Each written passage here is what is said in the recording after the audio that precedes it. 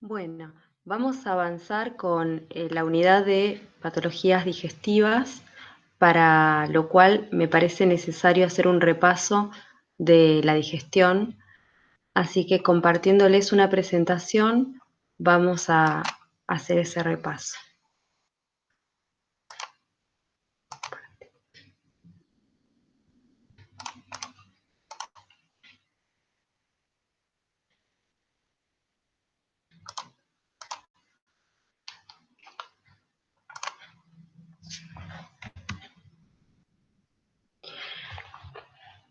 En muchos libros la digestión la van a encontrar que empieza en el estómago. A mí me parece que es necesario aclarar que la digestión, tanto física como química, empieza en la boca. Según donde uno se referencia a leer, va a encontrar como distintos enfoques. Por lo general se toma que empieza en el estómago porque ahí es donde se da en mayor porcentaje la digestión química. Pero en lo que es digestión, nutrición y el proceso de digestión, es necesario considerar, porque hay muchas patologías digestivas que tienen que ver con la mala masticación o con las condiciones de la boca, que si nosotros lo pasamos por alto, entonces hay una parte de la dietoterapia que estaríamos dejando pasar. Para eso, bueno, acá tenemos una representación del sistema digestivo. Tenemos que tener en cuenta que en la boca tenemos glándulas salivales. Esas glándulas están en toda la cavidad de la boca y que pueden ser estimuladas según la fase cefálica de la digestión. Ustedes habrán leído que la digestión tiene 3 fases. Una de ellas es la cefálica, que es cuando a través de pensar en un alimento se estimula la segregación de saliva. Esta segregación de saliva va a estar condicionada a la edad y el género. Se sabe que personas mayores de 50 empiezan a perder la capacidad de producir saliva y que el cambio hormonal a partir de los 50 años y sobre todo en mujeres produce una saliva más espesa. Entonces vamos a ver más adelante que hay patologías que tienen que ver con esta falta de segregación de saliva en la cavidad de la boca. La digestión empieza en la boca, tanto física como química. La digestión física tiene que ver con el proceso de masticación. Las piezas dentales haciendo el proceso de masticación ya está dividiendo el alimento, subdividiéndolo en partes. Por eso nosotros en nutrición decimos que cada bocado, en promedio, tiene que ser masticado 20 veces antes de la deglución. Y este paso es importante porque es necesario para formar el bolo alimenticio. El bolo alimenticio es la comida que ensalivada se produce como una pasta blanda, de manera que al ser deglutida permite una digestión por el esófago que no produce malestar. Cuando uno no mastica bien, ese bolo alimenticio no se produce, entonces, bueno, vienen molestias digestivas como el reflujo gastroesofágico, la mala digestión, entre otras molestias. Y este proceso de ensalivación es importante porque no solamente permite dividir al alimento en partes más pequeñas, lo que sería la digestión física, sino porque también permite la digestión química. Nosotros en la saliva tenemos 2 tipos de enzimas, la enzima amilasa salival y la lipasa lingual. Entonces, estas enzimas ya empiezan a hacer el proceso de corte de las estructuras más grandes de las grasas y de los carbohidratos. De ahí la importancia entonces de masticar bien el alimento. Y vamos a ver que la importancia de evaluar el estado de la boca es una implicancia para el campo de la enfermería, porque nosotros tenemos que ver de alimentar al paciente Y volviendo a la ley de la adecuación, si no tiene piezas dentarias vamos a tener que adaptar esa consistencia, esa temperatura o ese sabor a las características de la boca. Entonces, la digestión empieza en la boca. Una vez que se forma el bolo alimenticio, se produce la deglución y el bolo baja por el esófago y baja por dos causas, básicamente. Una por la gravedad y otra por la peristalsis que se produce, que arrastra el bolo alimenticio hacia el estómago. Tenemos en esta parte un esfínter, el esfínter esófago-gástrico, y en este sector tenemos el diafragma, y los anatomistas dicen que no es un esfínter real, sino que el diafragma le está haciendo como una limitación para que el estómago no suba. Un esfínter real sería, por ejemplo, el ano. En este caso no sería un esfínter anatómico, sino un esfínter fisiológico. Esto es importante porque cuando veamos hernia hiatal, vamos a ver que cuando ese agujerito del diafragma se dilata, el esófago sube, el estómago sale por el agujerito del diafragma, produciéndose la hernia de hiato. Y si bien estos detalles anatómicos, fisiológicos, son necesarios tenerlos en cuenta, a nosotros nos va a interesar cómo alimentamos a una persona que tiene hernia hiatal. La hernia hiatal no es operable, entonces las personas viven a dieta. Por eso me parece interesante en este momento repasar que a esta altura se encontraría el diafragma y que a esta altura se encuentra el espacio por el que el esófago pasa por debajo del diafragma. Una vez que el alimento llega al estómago, empieza lo que muchos dicen la verdadera digestión. Es la digestión química. Acá tenemos al ácido clorhídrico actuando, que con su nivel de acidez, que es un pH de 2, empieza a digerir el alimento en forma que quede en porciones cada vez más pequeñas, de manera que pueda pasar por el esfínter pilórico. Y cuando el alimento ingresa a través del esfínter esofágico inferior, inmediatamente se ubica en esta porción del estómago que se llama fundus gástrico. Acá en el fundus es donde nosotros tenemos la sensación de saciedad o de hambre. Uno suele decir, se me llenó la panza, me llené, me siento lleno, me siento llena. En realidad el estómago nunca se llena, lo que se llena es el fundus. Y esta es la porción que transmite las señales de saciedad. Cuando lo que comemos se acumula tanto acá, esta porción del estómago empieza a distenderse y llega a un punto en que en el fundus no entra más y uno ahí dice, me llené. Hay hormonas que están relacionadas a este proceso. El problema que tenemos con este proceso es que entre que el estómago avisa al cerebro que se llenó y el cerebro manda la señal de parar de comer, pasan unos 20 minutos. Por eso es que la recomendación es que cada ingesta dure alrededor de media hora y que comamos lento, mastiquemos bien, porque puede suceder que si uno come rápido, no solamente no forma el bolo alimenticio y se pasa por alto las enzimas amilasa salival y lipasa lingual, sino que no se llega a dar tiempo para que el estómago avise al cerebro que el fundus está lleno. Entonces, cuando uno se percata, ya duele mucho la panza por comer mucho.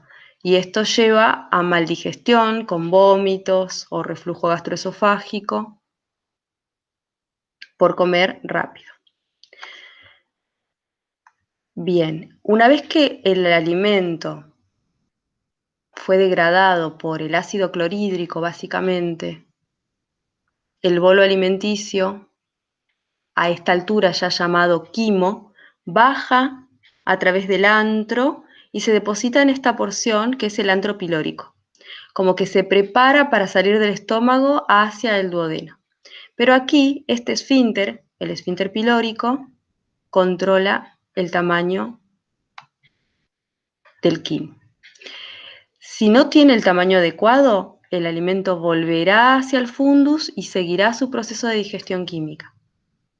Y así el quimo va y vuelve entre el fundus y el antro pilórico hasta que el píloro le permite el pasaje y llega a la primera porción del duodeno. En esta imagen no se puede ver porque está atrás del colon, pero el duodeno tiene 4 porciones. Y en la segunda porción es donde recibe los jugos digestivos del hígado y del páncreas. Hay patologías relacionadas al hígado, a la vesícula biliar, al páncreas, ya las veremos, pero sepan que recién en la segunda porción del duodeno es donde las glándulas anexas estarían aportando sus jugos digestivos.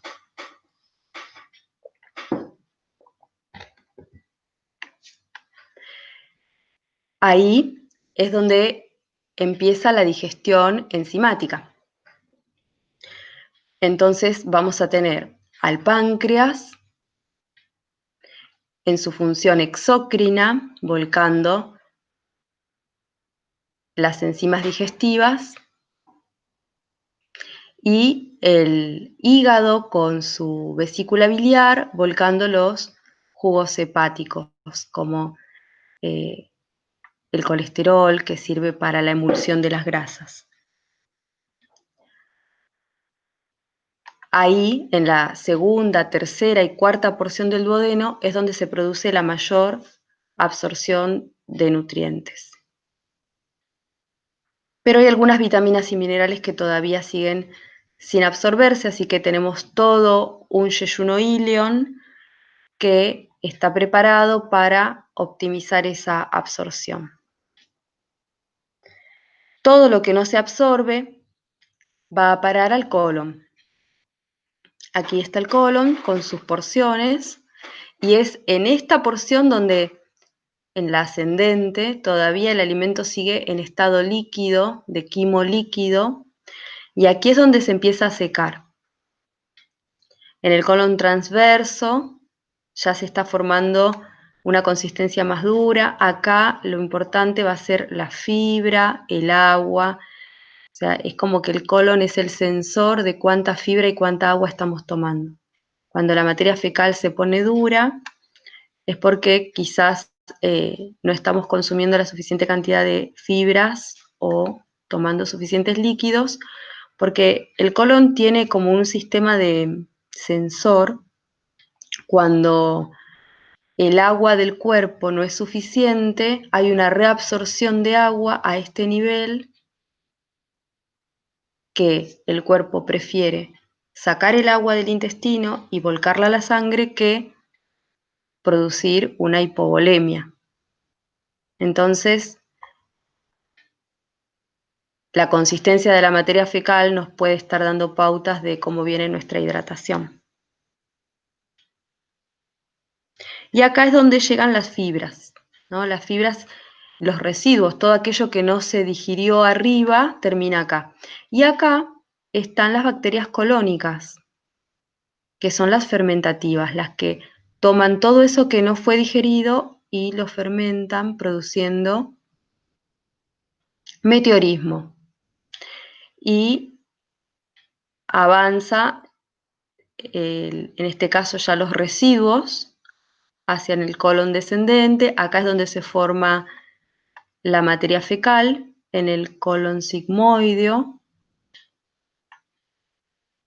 Entonces vamos a tener patologías digestivas que tienen que ver con la presencia o no de fibras, con la presencia o no de aceites, con la presencia o no de residuos. Y repito el concepto que ya había marcado en la clase pasada, que residuos implica colágeno y también incluye las fibras. Por eso es que no es lo mismo. Esto es así como un rápido repaso de lo que es la digestión, pero lo que yo quería comentarles en esta clase es la digestión de puntualmente algunos alimentos en el pasaje por este sistema digestivo. Por ejemplo, la leche. Sabemos que la leche tiene 5% de hidratos de carbono, 3 de proteínas, 3 de grasa si es entera y 1,5 si es descremada. ¿Qué pasa con esa lactosa? Bueno, la amilasa salival no la puede desagregar, ¿no? Es específica para el almidón, o sea que tomamos leche, va a pasar por la boca intacta, va a llegar de la boca al esófago y de ahí al fundus. Una vez que esté en el fundus, mucho proceso de digestión no va a haber porque es líquida, los carbohidratos son simples, las proteínas no van a presentar mucho trabajo digestivo. Estamos hablando de la lactoalbúmina, la globulina, la caseína, que en ese caso estarían como ayudando a la digestión. El tema son las grasas. Y si bien hay poca diferencia, digamos, si comparamos la leche con el queso, vamos a ver que la leche realmente es baja en grasas, por más que sea entera, con respecto al queso. Pero no es lo mismo tomar leche entera que leche descremada para el estómago. La leche entera tiene un 3% de grasas, la leche descremada un 1,5. Ahora el mercado ofrece leches cero grasa, que esas son de mejor digestión. Entonces, la presencia de grasas en el fundus gástrico va a producir una emulsión que va a retrasar la digestión según sea entera o descremada. La leche entera produce una digestión más lenta que la leche descremada. Y la leche cero grasa casi pasa como el agua, podría decir. El problema que vamos a tener con la leche es con la lactosa. Cuando tenemos patologías como la diarrea o alergias alimentarias, la lactosa no va a ser digerida en el duodeno, entonces va a llegar al colon sin ser digerida y ahí las bacterias colónicas la van a fermentar, van a producir un proceso osmótico y puede dar diarrea fermentativa.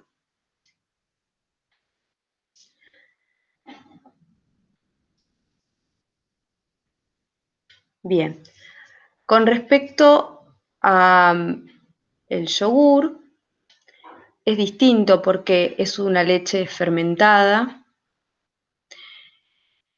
es una leche ligada que enlentece el tránsito intestinal, pero si bien va a depender que sea entera o descremada en el vaciado gástrico, la entera va a producir un vaciado gástrico más lento, la descremada un vaciado gástrico más rápido.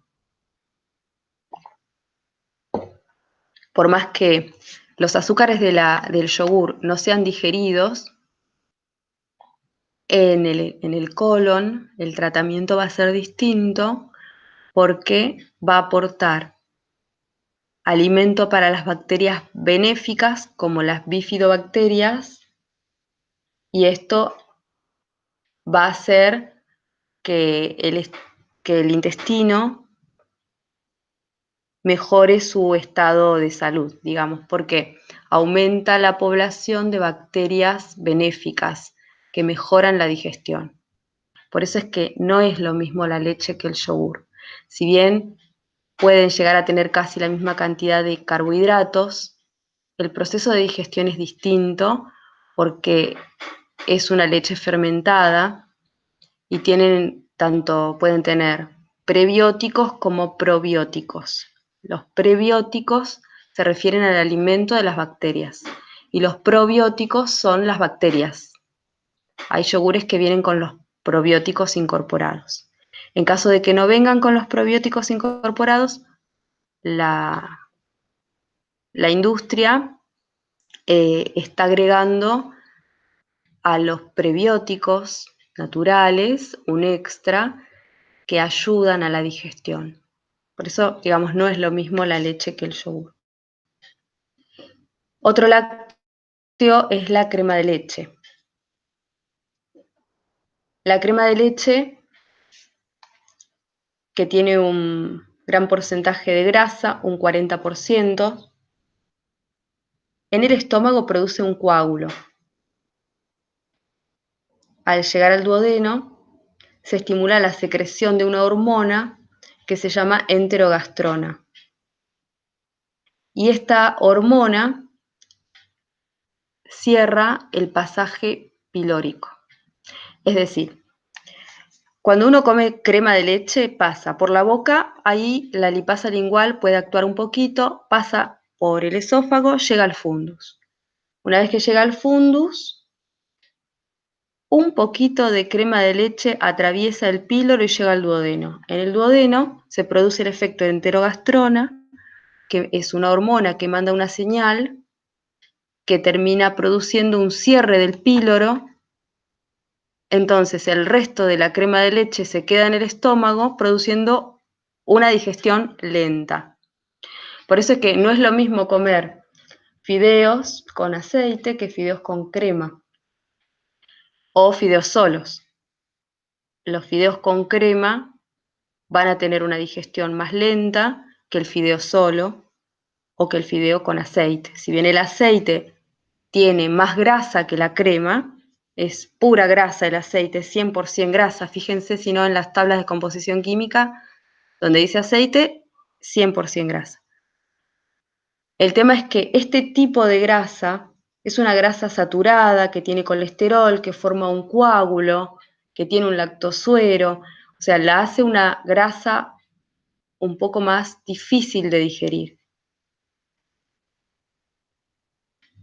La mayor parte entonces es grasa saturada y colesterol. Y ahí está la diferencia con respecto al aceite. Por eso es que la crema de leche digestivamente es pesada. Queremos hacer fideos livianos, entonces se hacen fideos y se le agregan aceite. La crema de leche se considera digestivamente pesada, por más que en porcentaje de grasa la crema de leche tenga menos que el aceite. Con respecto a los quesos, en la boca no va a haber mucha acción de la lipasa lingual. La lipasa lingual estaría trabajando más en los ácidos grasos de cadena corta, así que los quesos no los tienen, van a pasar directamente al fundus gástrico y acá tenemos que tener un poco de cuidado con el tipo de queso, porque los quesos tienen unos compuestos estimulantes que, según el tipo de queso, pueden ser irritantes gástricos. Cuando veamos patologías gástricas como acidez, úlceras, vamos a seleccionar solo quesos blandos, descremados, evitando aquellos quesos fuertes, duros, como el de cáscara roja, el Gruyère, Fontina o el Roquefort. Esos quesos estimulan no solamente la fase cefálica, sino también la fase gástrica y la secreción de ácido clorhídrico. Tienen compuestos irritantes, excitantes de la mucosa, además de este efecto que ya les expliqué, enterogastrona, Una vez que un pedacito de queso llega acá, se cierra el píloro y me queda toda la comida con queso en el fundus. Eso retrasa la digestión. ¿Qué pasa si se retrasa la digestión? Aumenta la secreción de ácido clorhídrico. Ese aumento lleva a aumento de acidez. Si estamos hablando de una acidez gástrica o de un reflujo donde la comida sube, todo esto es contraproducente.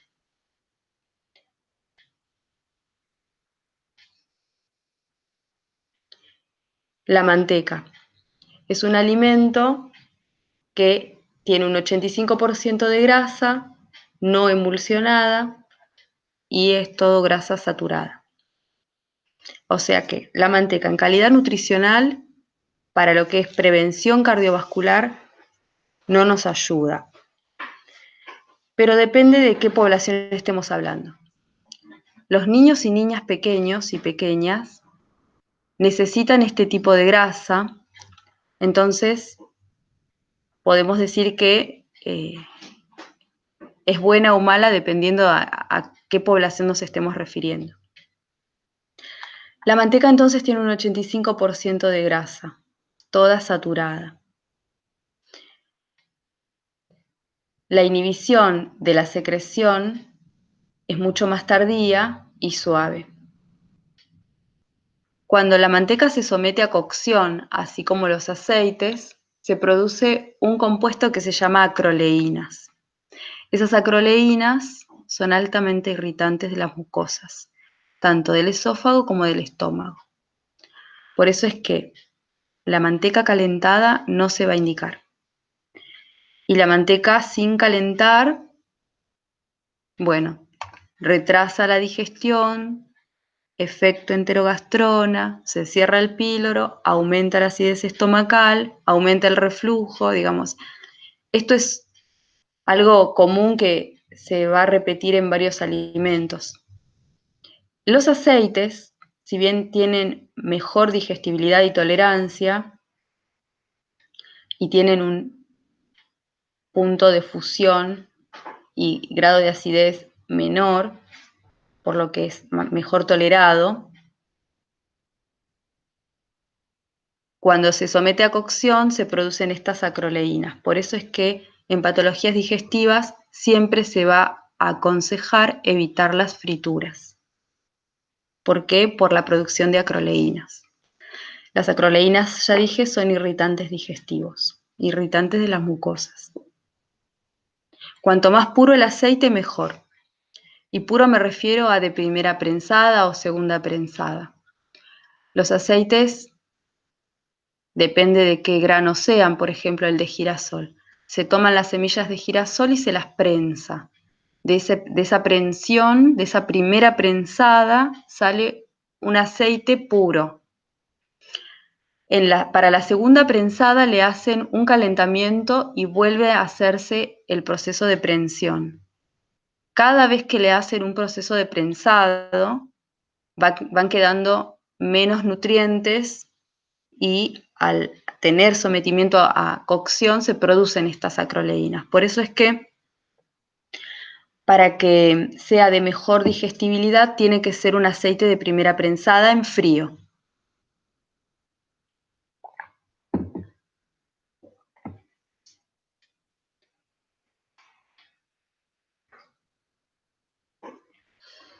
Con respecto a los huevos, ustedes van a leer en la bibliografía que aconseja el consumo de huevo crudo para mejorar la digestión.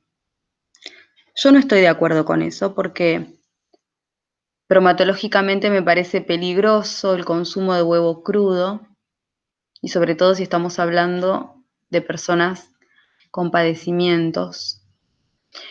Entonces, por más que la digestión sea más rápida, de consumir un huevo pasado por agua, huevo crudo, yo no la recomiendo. Me parece que lo mejor es el huevo cocido y en todo caso, si hay mala digestión, separar la yema de las claras. El huevo tiene 12% de proteínas y 12% de grasas. Las grasas están solo ubicadas en la yema de huevo. Las claras de huevo, que es lo blanquito del huevo, es pura proteína. Entonces, cuando uno quiere hacer dietoterapia, a veces se encuentra con la necesidad de separar la yema de la clara. Si tenemos patologías digestivas como hernia hiatal, reflujo gastroesofágico, úlcera péptica, acidez, vamos a preferir bajar las grasas. Entonces, reducimos las yemas o las sacamos, dejando solo las claras cocidas, en preparaciones o solas. Y preparaciones como el flan, por ejemplo, para patologías digestivas yo no lo recomendaría porque ahí tenemos la presencia de las yemas, el azúcar, el, el caramelo que se produce, también es irritante. Los soufflés, hay mayor superficie de contacto entre el alimento y las enzimas digestivas, así que podría ser una preparación para tener en cuenta a la hora de hacer dietoterapia. Obviamente no se va a recomendar el huevo frito. Dijimos anteriormente que las frituras producen acroleínas, producen efecto enterogastrona, entonces hay que limitar el consumo de grasas en general, por más que estemos hablando de aceites. Y sometido a cocción, las acroleínas son irritantes digestivos. Respecto de las carnes, bueno, la digestión de las carnes va a empezar en la boca, con el proceso de masticación, subdivisión del alimento, va a continuar en el estómago, el ácido clorhídrico desarma los tejidos. Y las carnes son básicamente proteínas y grasas según el corte y el tipo de carnes. La carne de vaca tiene alrededor de un 7% de grasa, la carne de pollo un 5% y el pescado un 4%. Siempre hablando de los cortes promedios. Por ejemplo, un corte magro de carne de vaca puede llegar a tener un 2% de grasa, o sea que nos van a interesar los cortes y nos van a interesar el tipo de carnes. Para las patologías digestivas ustedes van a leer que siempre se dice carnes blancas. ¿A qué se refiere? A pollo y a pescado. La carne de cerdo no entra en carnes blancas, entra en carnes rojas y la carne de cordero también, aunque en la cocción luego quede blanca. Esto tiene que ver con que el tejido conectivo está en mayor proporción en la carne de vaca, cerdo y cordero que en el pollo y el pescado. Ustedes vieron que cuando comen pescado, el pescado se separa fácilmente sin usar tanto el cuchillo. Eso tiene que ver con la presencia de tejido conectivo que une las fibras. Entonces, cuanto menos tejido conectivo, más fácil es la digestión. Por eso es que en patologías digestivas se prefiere el uso de carnes blancas. Y respecto al pollo, la porción más magra es la pechuga.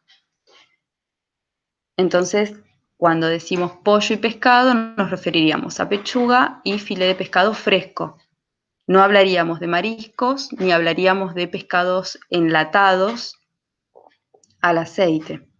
En caso de que sean enlatados, serían pescados magros al agua. Igualmente, en cada patología ya vamos a ir viendo la selección de los alimentos y detallando para cada patología cómo queda la dieta. Esto es un pantallazo general. Entonces las carnes, una vez digeridas de forma mecánica en la boca, llegan al estómago y dependiendo de la presencia de tejido conectivo y de grasa, bueno, va a producirse el vaciado gástrico. Una comida promedio mixta más o menos tarda entre 1 y 4 horas en pasar del estómago al duodeno. Si estamos hablando de carne de vaca, va a tardar un poco más que si estamos hablando de carne de pescado.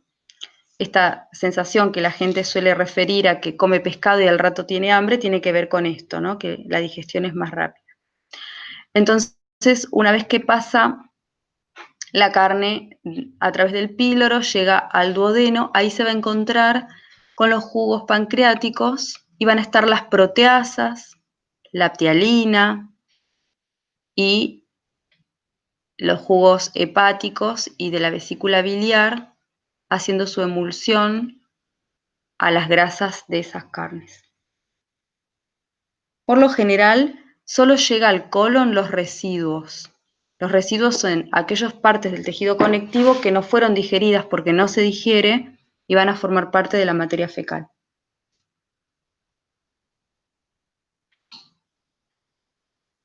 Respecto de los cereales, bueno, acá sí los cereales empiezan a digerirse en la boca. Para repasar, los cereales se refieren al grupo de alimentos integrados por trigo, avena, cebada, centeno, arroz y maíz y todas sus harinas y derivados. Entonces, la polenta, que es derivada del maíz, es un cereal. Los fideos, que son derivados del trigo, son cereales, así como la masa para tarta y masa para empanada. Todo ese grupo se llama cereales. Los cereales tienen su primer proceso de digestión acá en la boca. Según mastiquemos más o menos, vamos a dar oportunidad a la amilasa salival a que empiece a romper ese almidón. Va a bajar el bolo alimenticio por el esófago, va a llegar al estómago, acá va a ser una digestión química y la verdadera digestión de los carbohidratos va a estar dada por los jugos pancreáticos con la amilasa pancreática. Y estos cereales pueden ser integrales o no. Si son integrales, van a aportar a la fibra que va a llegar al colon. Esto que parece así tan sencillo, en realidad cuando empezamos a analizarlo más hacia el detalle, vamos a ver que no es lo mismo comer arroz que comer fideos. Y que no es lo mismo comer fideos finos o fideos gruesos. Que no es lo mismo comer fideos precalentados, recalentados, que recién cocidos. Entonces, sabemos que tienen muchos carbohidratos. Estos carbohidratos, cuanto más fino y recién cocidos, mejor va a ser la digestión. Por eso es que van a ver en selecciones de alimentos para patologías digestivas que dicen fideos de laminado fino. Se refieren a fideos tipo cabello de ángel, municiones o fettuccinis, esos que son muy delgaditos. Porque los fideos de laminado grueso, como el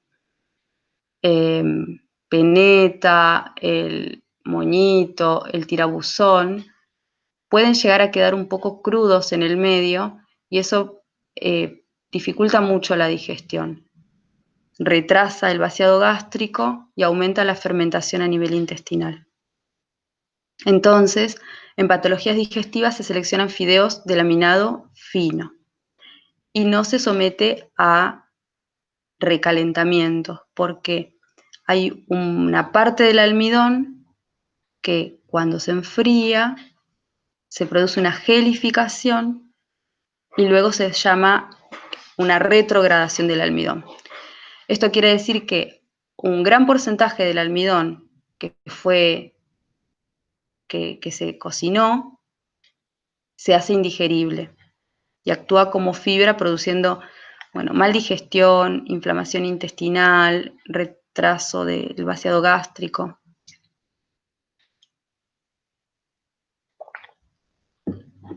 Para las patologías digestivas se suele usar bastante las féculas y los almidones puros, como el almidón de maíz.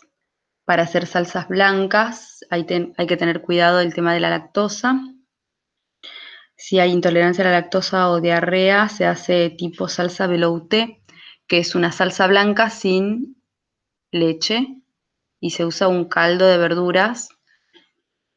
El caldo de verduras no es el caldo de cubitos, sino el líquido de la cocción que queda de cocinar vegetales.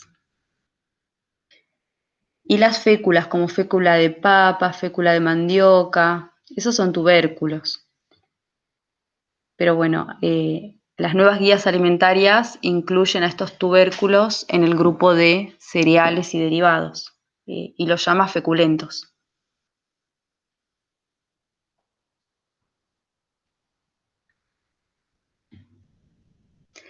El pan tiene sus particularidades. Si bien es un derivado del trigo, está en un grupo aparte, panes y galletas. Y el pan fresco va a requerir mayor masticación que el pan desecado o el pan tostado, dependiendo también de cuán tostado esté. La amilasa salival va a empezar a trabajar con el pan, si le damos oportunidad, masticando ese pan, y al llegar al estómago se va a ubicar en el fundus. Acá hay un concepto que me parece interesante destacar. Cuando tenemos patologías como úlceras pépticas, gastritis, hernia y atal, lo que necesitamos es que la comida se quede el menor tiempo posible en el estómago. Entonces, ¿qué hacemos? ¿Indicamos o no indicamos pan, galletas? Bueno, la gente tiene que comer algo, entonces, desde lo mejor tolerable a lo no tan tolerable es donde nos podemos mover.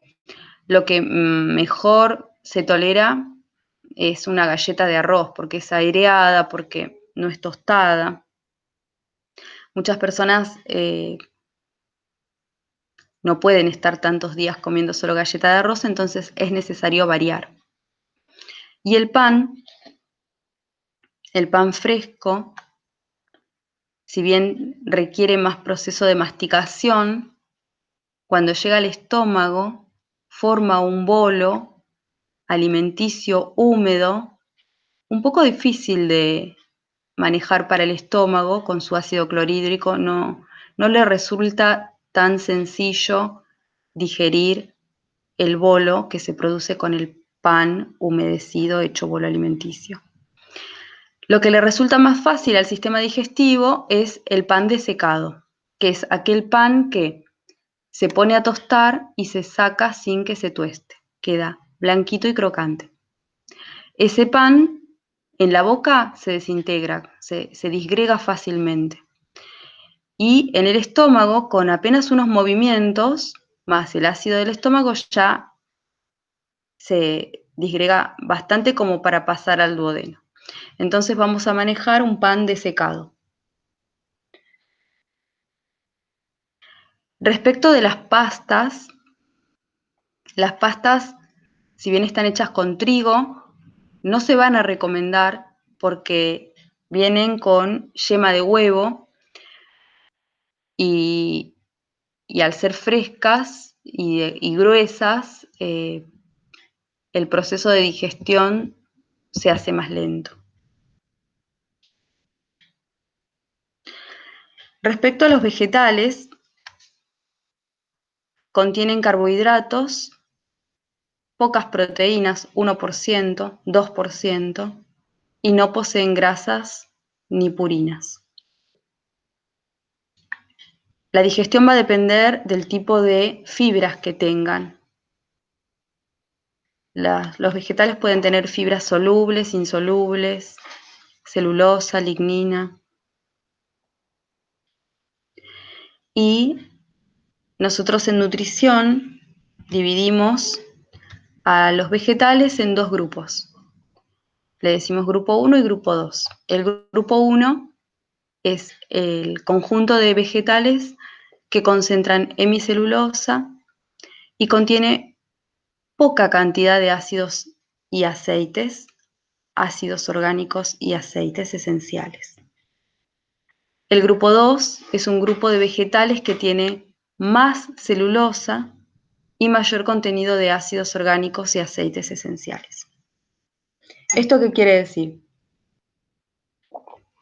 Que al haber más celulosa y más ácidos orgánicos, la digestión va a ser más lenta y más estimulante de las secreciones ácidas. Entonces, en casos de acidez, gastritis, úlceras pépticas y hernia de hiato, en las que buscamos una evacuación del estómago más acelerada, vamos a elegir en primera instancia vegetales con más celulosa, que se digieran rápido, que no sean tan irritantes como el zapallito, el zapallo, la remolacha, la berenjena, las chauchas.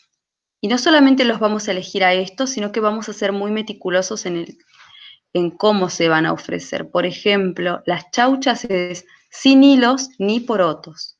Las berenjenas sin piel ni semillas.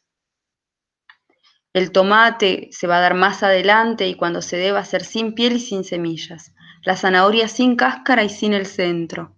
El zapallito sin cáscara y sin semillas.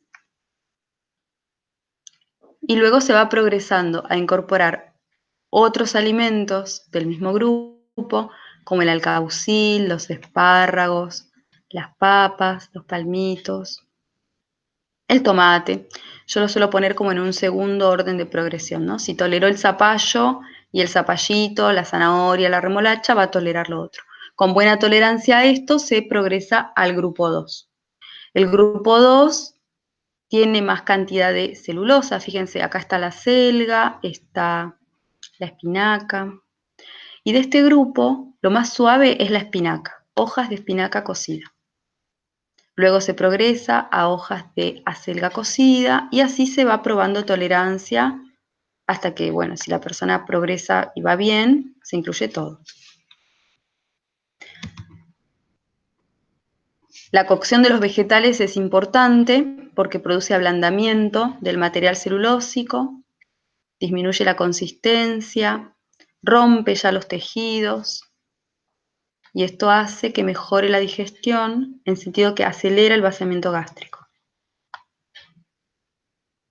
Y este grupo de menor cantidad de ácidos orgánicos y aceites esenciales, al no ser tan estimulante, no produce tanta secreción del ácido clorhídrico por la fase cefálica y tampoco produce tanta secreción de jugos gástricos y jugos digestivos en la fase digestiva.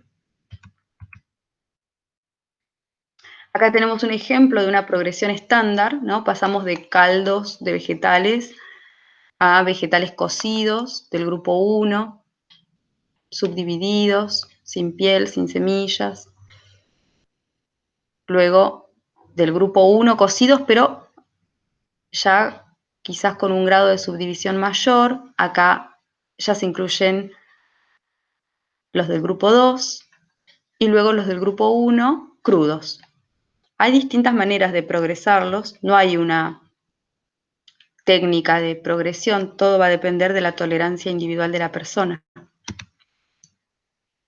Y las frutas también tienen su clasificación según su contenido en ácidos orgánicos. Las frutas básicamente tienen pocos carbohidratos, pocas proteínas. La justificación por la que en nutrición recomendamos tanto el consumo de frutas es por las vitaminas, minerales y fibras. Entonces, vamos a separarlos en grupo 1 y grupo 2. El grupo 1 va a ser también el grupo de frutas con menos contenido, con menos tenor de aceites esenciales y ácidos orgánicos. Está ahí la manzana, empezamos con la roja, la pera, todo sin piel y sin el centro. Con buena tolerancia se prueba, si estamos en temporada, damasco, durazno, mandarina. La mandarina va a ser pelada gajo a gajo y sin el ollejo. Y la banana madura sin los hilos. Con buena tolerancia se progresa al grupo 2 y ahí ya tenemos frutas más ácidas como la frutilla, el pomelo, la sandía, la naranja. Muchos por ahí cuestionan esto de por qué la mandarina está acá y la naranja está acá en el grupo 2. Bueno, las tablas de composición química dicen que la mandarina tiene menos tenor de ácidos orgánicos que la naranja. Igual todo esto siempre queda supeditado a la tolerancia individual de la persona. Con esto tenemos un repaso del efecto de los alimentos en el sistema digestivo y la digestión de los alimentos.